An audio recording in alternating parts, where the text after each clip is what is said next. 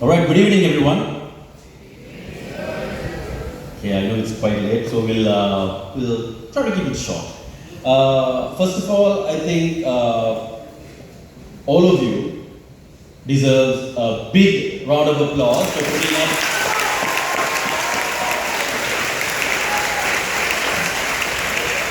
four fantastic performances this evening.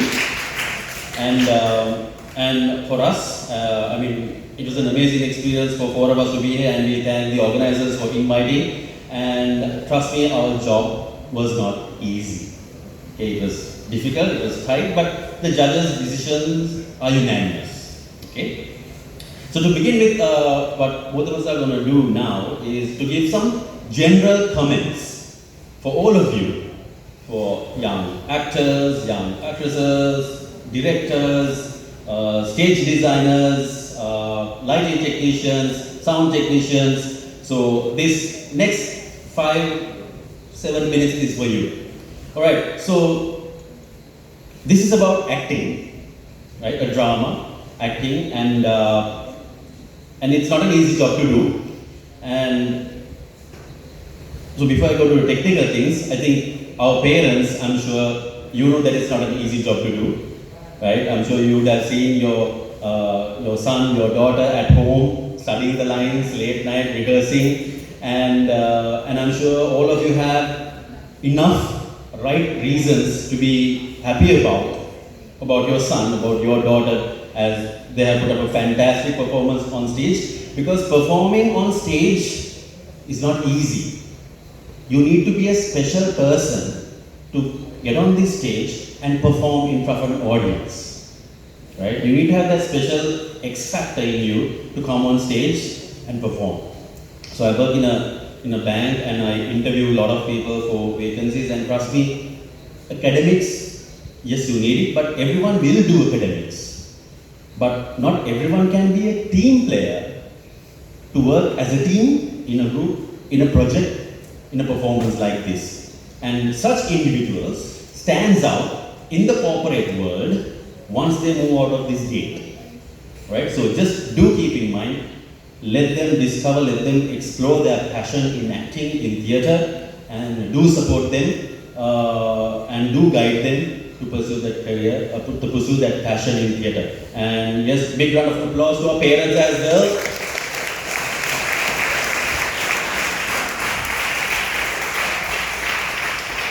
All right, so now back to the technicalities. So it's all about acting. The priority should go towards acting. Your expressions, your emotions, feeling. Feeling is very important. As an actor on stage, if you don't feel it, if you don't feel what the character is going through and what the character is saying, if you don't feel it, you can't make someone else feel it also. Right? So actors and actresses, your job is to make sure that you feel it from here, process it from here, and show it from here. All right? So that is very important, that is primary. And it's about telling a story. Telling a story as if it happened for the first time ever. Maybe Julius Caesar, Macbeth would have been, shown in the world for about good 700 years. But still, if you're doing it today, you have to do it as if it's happening for the first time ever, and for the audience to understand. And delivery of lines, because especially Shakespeare's text holds the story. So those days in the 16th, 15th century, they didn't have lights. They didn't have fancy stage sets. Whenever they want to, now today, if you want to show that the scene is happening in the evening, we'll put a blue light. If you want to show that it's happening in the afternoon, we'll put a orange light, right? But back then, Shakespeare didn't have lights, so he used the text. That's why he sometimes say, "Ill met by moonlight." So then the audience knows that this is happening in the night. The setting is the night. But for audience to know that, you need to keep that line delivery perfectly. So, boys and girls, line delivery is very important. Everything else is secondary. Your sounds, your sets, your costumes, your makeup, everything else is secondary, but priority should go to that feelings, that emotions, that line delivery and expressions. And you need to have a very good understanding of the text. If you don't know what you are saying, if you don't have a good understanding, you can't feel it, right? You might show as if you are a very angry person on stage, but your line delivery would sound like as if you are very happy. So then there's a disconnection, right? So to have that proper connection, you need to have a good understanding of your text. There are enough online resources for you to understand the meaning, the modern translation of Shakespeare text. Understand the story of each character, not only yours, right? You need to know what's the story of the other person, right? Trinculo should know what's the story of Caliban, Prospero, and why you are here. Macbeth needs to know what's the story of the three wishes, and Lady Macbeth, Duncan, Goneril and Regan should know what's happening with King Lear, right? So you need to know the story of each and every person, then only you can contribute collectively to the overall show. Then only you can add value. Read the full script, not only the piece that you are doing. Because a lot of performances that we have seen, not only today in several other schools around Colombo Downstation, read the full script because you don't know what happened before the section that you are performing and you don't know what's going to happen in the section that's going to happen after you perform, right? So to create a good, to get a good understanding, to connect the dots in the journey of the character, you need to read the full script, girls and boys. And of course, I think about pronunciation.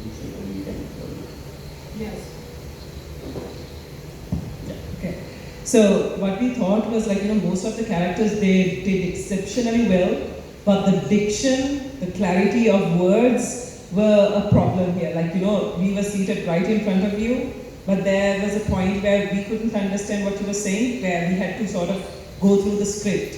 So diction you need to work on to not, I understand that you are getting into character and you have to be able to portray the character in a way by changing your voices or, adapting to something else. But at the same time, we don't understand what you are saying. So clarity is very important when it comes to stage drama. And Harshana was talking about reading the full script because we see from your face how much you know about other characters, and according to how you reflect on each scene, we would know how much you have read the script in your faces.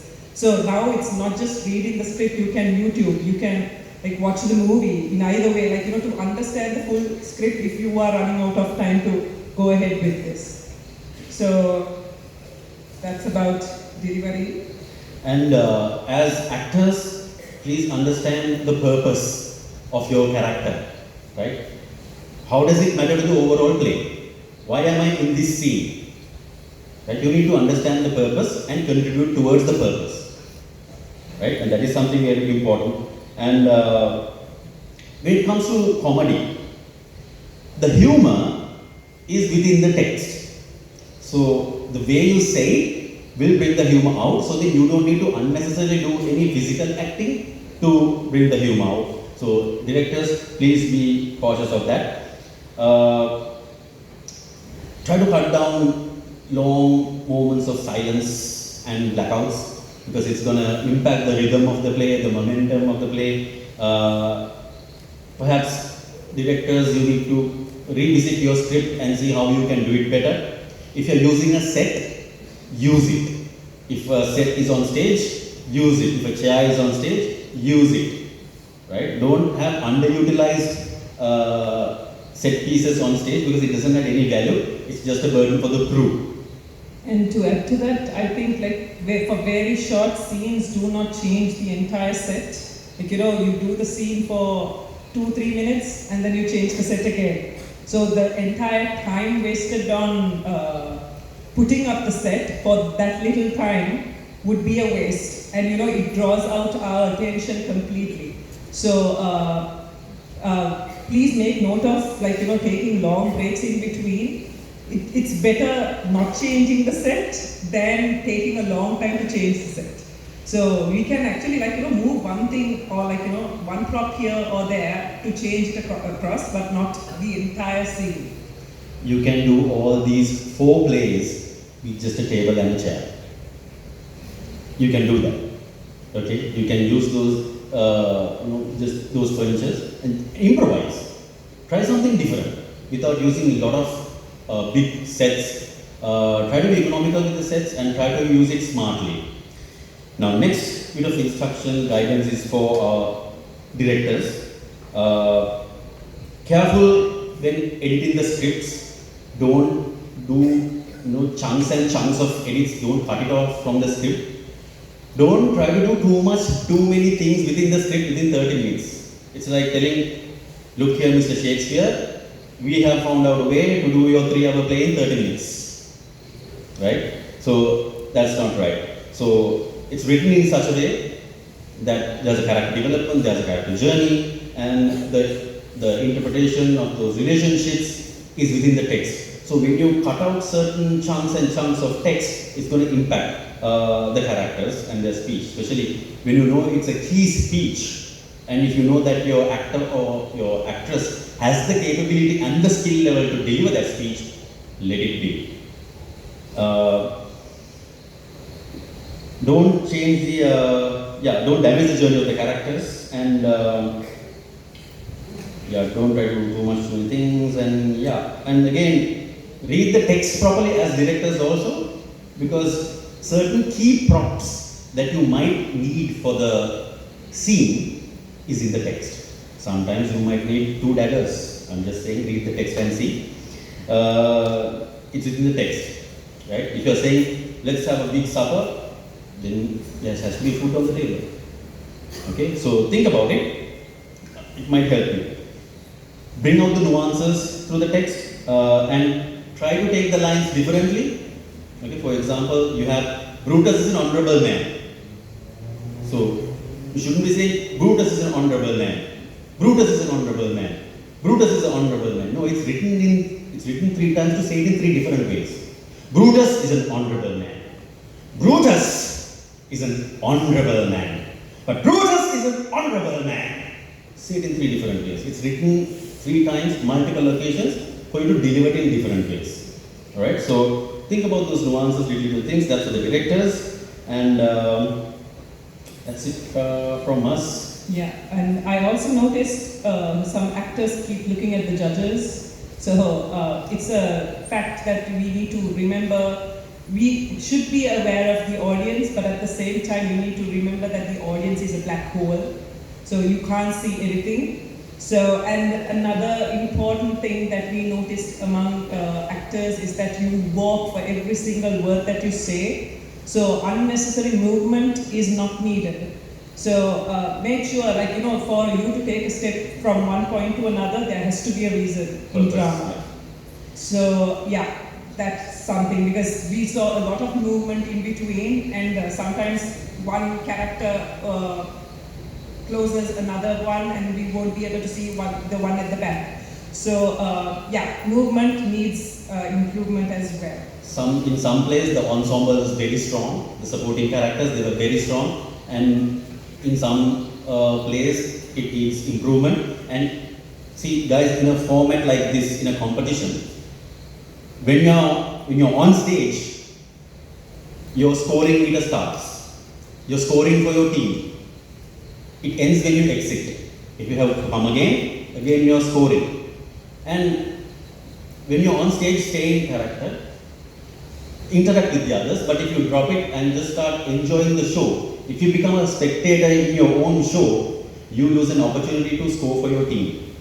Right? So don't be a spectator, don't be the audience in your own show. Your job is to act and score runs for your team. That's about it. And just be careful with the use of music, because the delivery of lines is more important.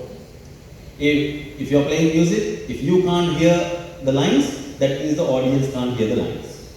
Right? So be careful about it, because the text is priority. And we saw fantastic performances, individual performances, and I'm sure most of you will be happy tonight and trust me, it was tight. It was tight. We had a long 30 minutes of a debate to decide who gets what and who should be nominated. So it was tight, a lot of hard work, and thank you very much again for inviting us, and so thrilled to be here. And yeah, so good luck and all the best. Thank you.